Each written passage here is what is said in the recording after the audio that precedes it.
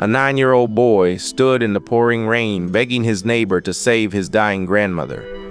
The rich woman looked at him and slammed her door in his face.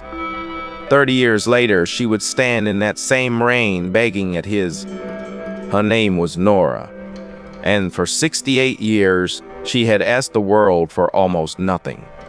She raised her grandson David alone in one small room on a widow's pension and a little garden. Somehow, the two of them were happy. David's parents were gone before he was old enough to remember their faces. Nora was his whole world. She was the hands that fed him and the voice that sang him to sleep. She was the one person who had never left. Next door lived Vivian. Her house was the tallest on the lane, and she made sure everyone knew it. She wore her money like a weapon. She looked at her poor old neighbor, the way you look at something stuck to your shoe.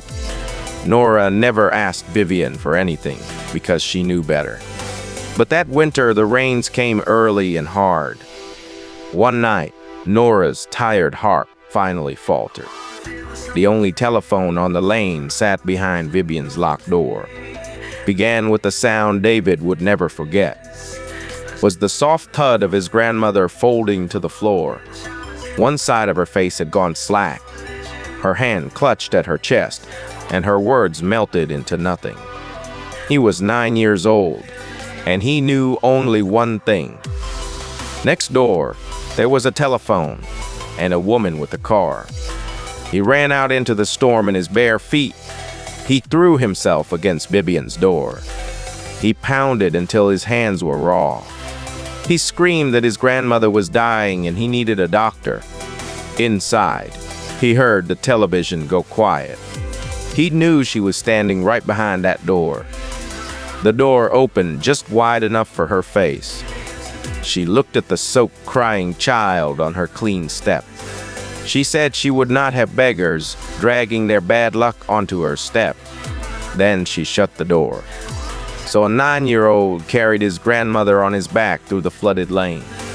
He cried for help that never came. She lived. But the woman who came home from the hospital was smaller and slower. For the rest of her life, she was afraid of the rain. The years turned. The city crept closer, and the dirt under the old lane grew worth more than the houses on it. That was when Vivian's brother Gregory came sniffing around.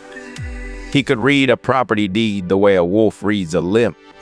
Nora's little house sat on the one corner Gregory's grand project needed. He offered her a fraction of what it was worth. She said no, gently. Was the only thing she had left to leave David. Gregory smiled and said that was a real shame. Men like Gregory do not hear. No. He dug up an old loan her late husband had signed decades earlier.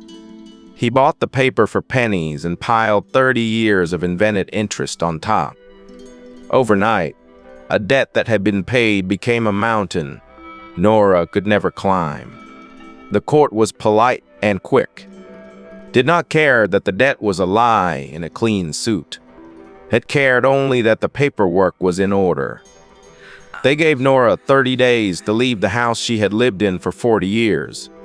Vivian watched the movers carry out Nora's few sticks of furniture. For the first time in 30 years, she smiled at her neighbor. She said that corner had always been wasted on people like them. She was certain she had won. They moved into a damp single room above a diner. Nora never complained, but David watched the light leave her a little more each week. Losing the house had taken something from her that no doctor could name. She died on a rainy night. The same kind that had already taken so much from her. David held her hand and promised her he would set it right. She smiled as if she believed him, and then she was gone. David was 12 and alone in a city that had no use for him. Diner cook 2 doors down took him in without being asked. She was a widow with almost nothing herself. She fed him and kept him in school. On the nights it would have been easier to quit. On the corner where Nora's house had stood, Gregory raised a gleaming tower. Vivian took the top floor for herself. They grew richer and louder. The old woman and the boy that had broken became a story no one repeated anymore. But David did not forget. While other boys slept, he worked. 2 jobs, then 3, then night classes by a borrowed lamp. He had made a promise to a dying woman, and he meant to keep every word. David became a man the hard way, and the hard way taught him patience. He learned building from the ground up, first hauling bricks, then drawing the plans. He built honestly, and people remembered him for it. His small firm became a large one. Within 15 years, the boy who carried his grandmother through a flood was raising the towers the city pointed to. The name on the cranes was his own. The money never changed what he was after. He still kept the same faded photograph in his wallet. Some nights he drove past the old lane and looked up at the tower on the corner, stood where his grandmother used to sing. Gregory, meanwhile, had grown careless the way greedy men do.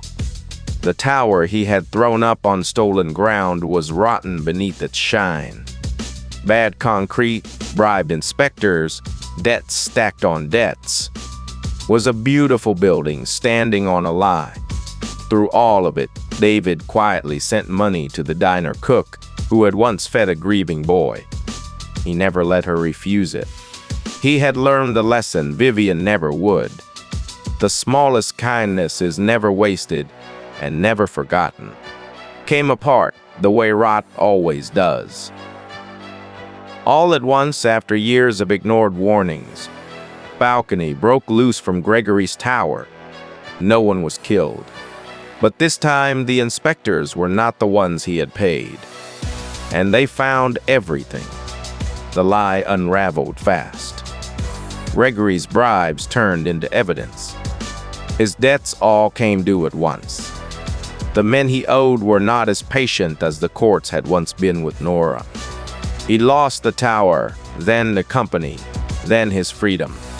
Vivian had signed her name next to her brother's on every deal. She was certain it could only ever make her richer. When the tower was seized, her fortune went with it. At 68, the very age Nora had been on that first rainy night, she had nothing left. She had no one. So on a long rainy night 30 years later, Vivian stood soaked and shaking outside a shelter.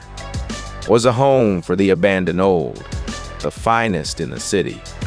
She pressed the buzzer with a trembling hand and begged to be let inside. The door opened, and warm light spilled out over her. A young worker led her dripping into a bright, clean hall. They found her dry clothes and a hot bowl of soup, and told her she was safe now. Carved into the stone above the entrance was the name of the home. Read, Nora's house. A man came down to welcome the new arrival, the way he welcomed all of them. He was older now, well-dressed, unhurried. He stopped when he saw her face. Vivian looked up at the owner of the home that had just taken her in. And slowly, terribly, she knew him. She saw the boy she had left out in the storm. She saw the corner she had stolen and the woman she had broken. She understood that everything around her belonged to him, and she began to weep. She waited for him to throw her back out into the rain. It would have been easy, and it would have been fair. Instead, David crouched down to her level. Was the way no one had crouched down for him that night. He said softly, "You're cold. Let's get you warm." He had set his grandmother's name above the door for a reason. No old soul would ever again be turned away into the rain. Nora never saw it. She had been gone for 20 years. That was the part that would never stop aching. Justice had come at last, but far too late for the one who deserved it most. Vivian lived out her last years inside Nora's house. She was fed and sheltered by the boy she had abandoned. She was cared for in the name of the woman she had destroyed. Every kindness handed to her was its own quiet verdict. The hand that strikes the weak will, in the end, always strike itself. The rain stops for everyone, sooner or later. The only question that ever matters is who you left standing out in it. If you believe that what we do to the weak finds its way back to our door, subscribe to Karma Tales. Stay for the next story, and it will sit with you long after the rain.